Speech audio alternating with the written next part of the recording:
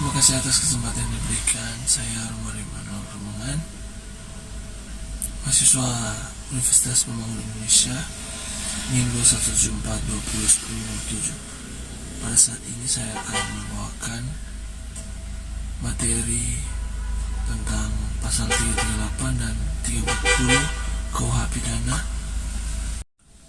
Pembunuhan biasa adalah tindak pidana di mana antara niat dan eksekusi dilakukan secara bersama-sama.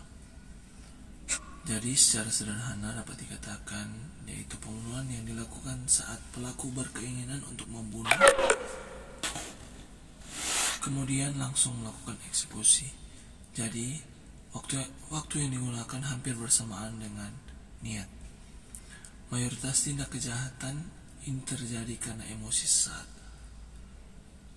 saat pelaku merasa tersinggung, kemudian langsung melakukan eksekusi.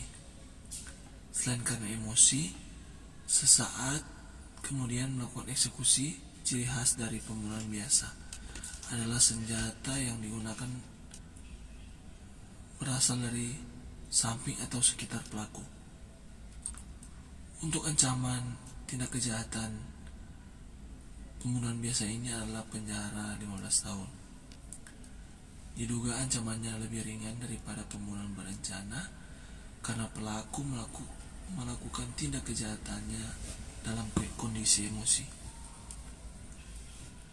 Secara psikologis, saat seseorang emosional, dia tidak bisa membedakan mana yang benar, mana yang salah.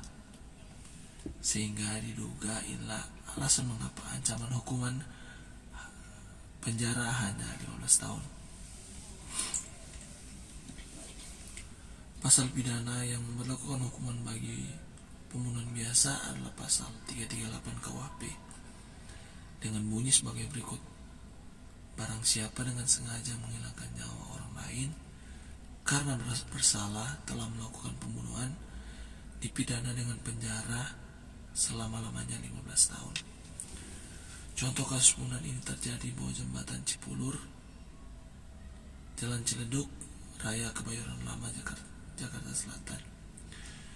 Peristiwa pembunuhan ini terjadi pada tanggal 30 Juni 2013. Saat itu korban bernama Dik tewas di bawah jembatan dengan motif ekonomi, sebab Dik adalah pengamen baru. Kemudian dua pelaku bersama benges menusukkan pisau lipat ke bagian belakang kuping korban.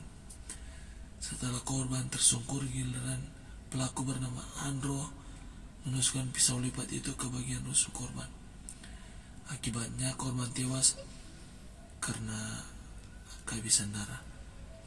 Dengan memahami perbedaan pembunuhan berencana dengan pembunuhan biasa, maka kita akan memahami perkiraan hukuman apa yang akan dijerat seseorang setelah ketahuan melakukan tindak kejahatan. Tentu kita hanya bisa memprediksi diberikan karena keputusan vonis tergantung hakim. Tidak sampai tahap vonis yang diberikan karena keputusan vonis tergantung hakim. Dalam memutuskan vonis ini, hakim juga terlibat. Hakim juga melihat dari dua hal, yakni hal yang meringankan dan hal yang memberatkan. Pembunuhan berencana ini adalah tindak merampas nyawa orang lain dengan melakukan perencanaan terlebih dahulu. Jadi kesimpulannya ada jarak waktu cukup lama antara niat dan eksekusi pembunuhan. Jenis ancaman untuk pelaku pembunuhan berencana cukup berat, yakni dari 20 tahun penjara seumur hidup atau hukuman mati. Ingat, di sini ancaman, jadi bukan pilihan yang harus dipilih. Bisa saja hakim memutuskan penjara di bawah 20 tahun atau seumur hidup, bahkan hukuman mati. Pertanyaannya, mengapa ada hukuman penjara di bawah 20 tahun, bukan diberi hukuman 20 tahun, penjara seumur hidup atau hukuman mati? Jawabannya karena ada faktor meringankan dan memberatkan. Contoh faktor yang meringankan bisa saja sesuai pembelaan pengacara, seorang istri membunuh suami karena sering mendapatkan KDRT.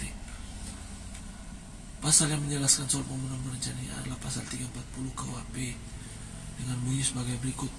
Barang siapa dengan sengaja dan dengan direncanakan lebih dahulu menghilangkan nyawa orang lain dihukum karena pembunuhan direncanakan atau mort dengan hukuman mati atau penjara seumur hidup atau penjara sementara selama-lamanya 20 tahun.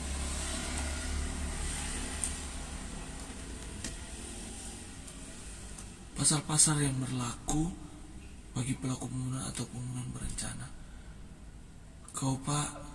KUHP mengatur tentang pembunuhan, yaitu pasal 338 yang berbunyi barang siapa sengaja menewaskan orang lain dipidana karena pembunuhan dengan penjara paling lama 15 tahun.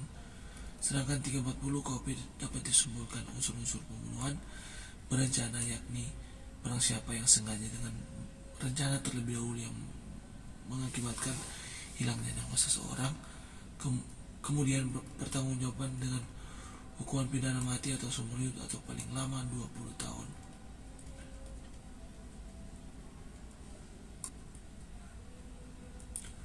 Contoh kasus pembunuhan yang pernah terjadi di Indonesia adalah saat seorang homoseksual bernama Ferry Idam Hamsyah alias Rian membunuh 11 orang.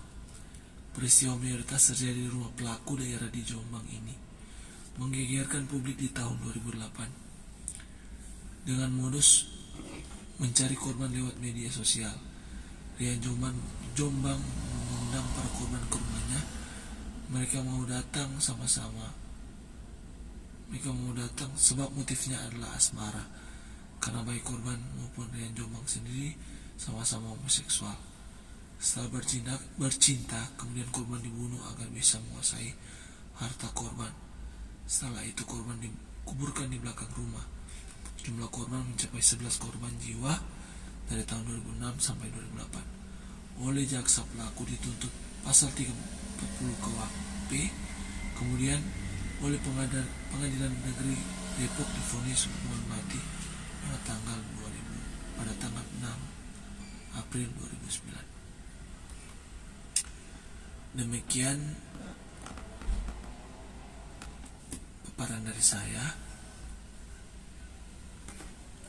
Jangan lupa bergabung dengan kami di Fakultas Hukum Universitas Pamukkalenan Indonesia.